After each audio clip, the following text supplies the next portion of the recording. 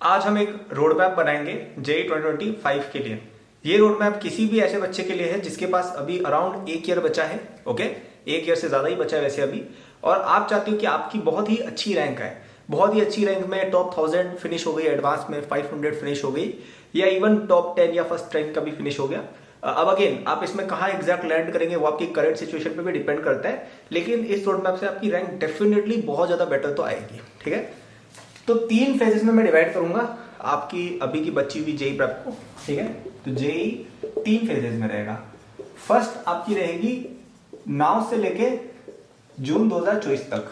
ठीक है, ये कवर हो रहा है ना। हाँ, सेकंड फेज आपका रहेगा, ये है आपकी अर्ली 12th हम जिसको कह सकते हैं। अभी आप में ज्यादा लोगों की 12th शुरू हो गई है। एक तो मुझे कमेंट से बता दो कि आपकी 12th शुरू हो गई है या अब होगी, एक तो मुझे कमेंट से बता दो। ठीक है, दूसरा रहेगा जून से लेके दिसंबर 2024 तक, मतलब ईयर एंड, मतलब second half of the year, 6 months का पीरियड ये रहेगा, जिसको हम मिड 12th बोल सकते हैं। और थर्ड अपना एक पीरियड रहेगा जो रहेगा आपका एग्जाम टाइम, जब आपके एग्जाम चालू हो जाएंगे। ये है आपका जनवरी 2024 से लेके आपका जे एडवांस 2025 से लेके मई या जून, जब भी आपका एडवांस होगा तब तक का पीरियड। तीनों पीरियड्स इंपॉर्टेंट है, तीनों का अलग अलग यूज है, तीनों का रोड मैप बताते हैं।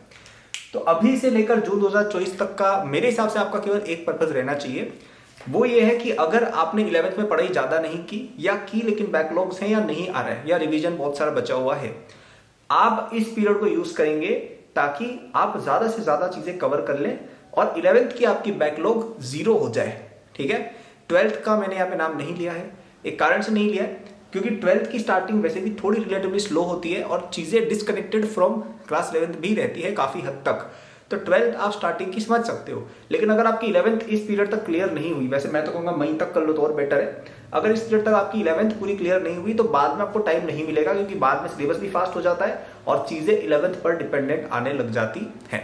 ठीक है, तो आपको पूरा फोकस इस बात पे करना है कि हम 11th अपनी पूरी क्लियर कर ले। इस चीज का फोकस रहेगा आपका purely class 11th plus 12th के करंट टॉपिक्स। ठीक है, अब यहाँ पे खुशकिस्मती ये है कि अभी आप लोगों के 11th के एग्जाम्स होंगे, समर ब्रेक आएगा, तो काफी टाइम आपको मिलेगा जिसको आप यूज कर सकते हैं 11th की बैकलॉग्स क्लियर करने के लिए या रिवीजन के लिए। ठीक है, अब कैसे क्लियर करना है उसके बारे में आगे मैं और बात कर दूंगा।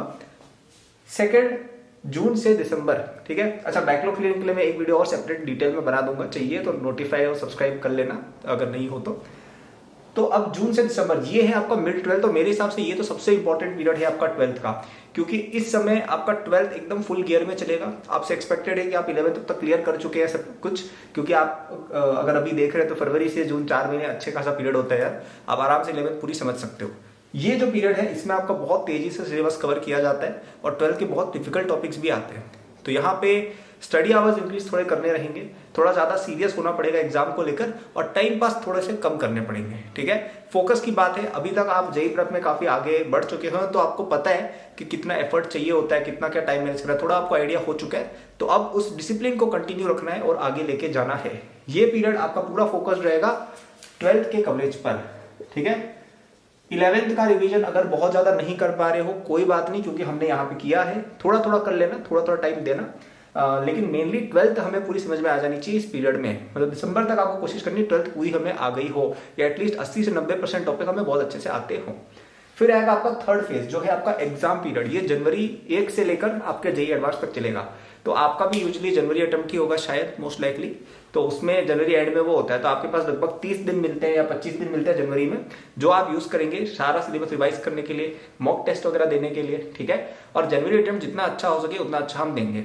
हमारी कोशिश ये रहेगी कि हम जनवरी अटेम्प्ट ही इतना बढ़िया दे दें कि हमें अप्रैल के लिए तैयारी ही ना करनी पड़े और डायरेक्ट जेई एडवांस के लिए तैयारी करें आफ्टर जनवरी। ये अगर आपके साथ हो गया तो बहुत ही अच्छी बात है, क्योंकि आपको पूरे 4 महीने मिल जाएंगे for just JEE advanced, which is very good. ठीक है, अब उन 4 महीनों को हम क्या यूज करेंगे, एक तो 1 महीना चलिए मान लीजिए आपके बोर्ड एग्जाम्स में चला गया या अप्रैल टर्म की थोड़ी बहुत तैयारी में चला गया, 3 महीने मिलेंगे। ये 3 महीने हम पूरे यूज करेंगे हमारी प्रिपरेशन में, जहां पे भी गैप्स हैं उनको फिक्स करने में और अपने प्रॉब्लम सॉल्विंग लेवल को ऊपर ले जाने में। अभी तक हो सकता है आप हार्ड क्वेश्चन नहीं कर पा रहे हो, विच इज कंप्लीटली फाइन। अगर आपसे डिफिकल्ट क्वेश्चन नहीं होते जेई एडवांस के, कम होते हैं, कोई बात नहीं। ये जो पीरियड होता है मेन और एडवांस के बीच वाला, ये पीरियड होता है अपने आप को एडवांस लेवल पर ले जाने के लिए। इसी पीरियड में हम सबसे ज्यादा अपना टाइम डिफिकल्ट प्रॉब्लम्स को देते हैं, तब केवल वही सॉल्व करोगे तो अपने आप आपका प्रॉब्लम सॉल्विंग का लेवल अबव चला जाएगा। अच्छा, और तब तक आप 1 साल बड़े भी हो चुके होंगे तो आपको ज्यादा एक्सपीरियंस भी होगा, तो आप नेचुरली भी बेटर कर रहे होगे। तो जिनसे हार्ड क्वेश्चन नहीं हो रहा है चिंता ना करें, आगे टाइम इन सबको करने का आएगा। तो तीनों में क्या क्या मेन चीजें थी। फर्स्ट फेज आपका रहेगा 11th का रिवीजन, बैकलॉग्स प्लस 12th के करंट चैप्टर्स को समझने में। इसमें आपको जब हॉलीडेज मिलती हैं, वीकेंड मिलता है, समर हॉलीडेज रहेगा, तब आप 11th का बैकलॉग और रिवीजन करिए। और अभी भी आपके पास थोड़ा टाइम होगा, कुछ बच्चों के पास 12th से पहले, अच्छे से यूज करके पढ़ लीजिए, ठीक है। तो ये आप करें।